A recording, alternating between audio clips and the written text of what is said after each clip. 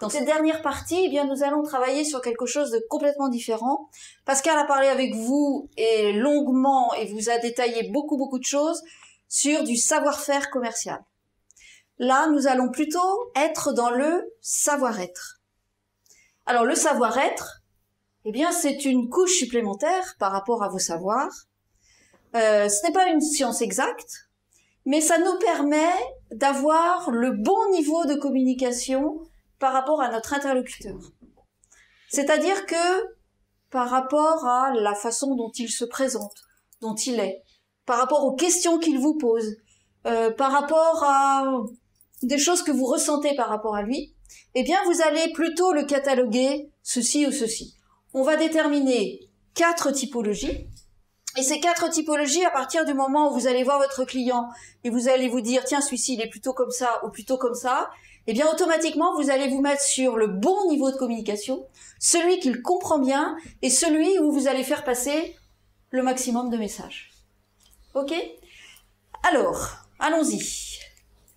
Pour cela, nous allons utiliser 4 grands critères. Ces critères sont les suivants. On va regarder quel est son degré d'égocentrisme.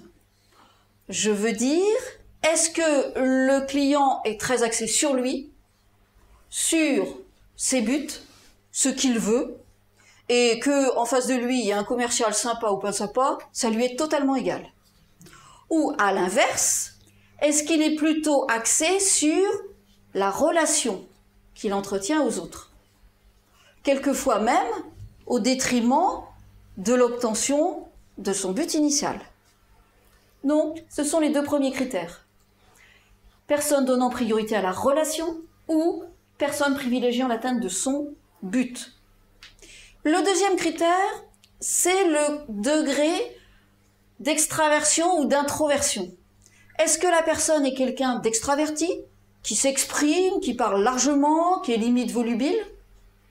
Ou, au contraire, est-ce que c'est quelqu'un qui est beaucoup plus discret, plus réservé, qui parle peu, limite, autiste. Mais bon, c'est vraiment limite.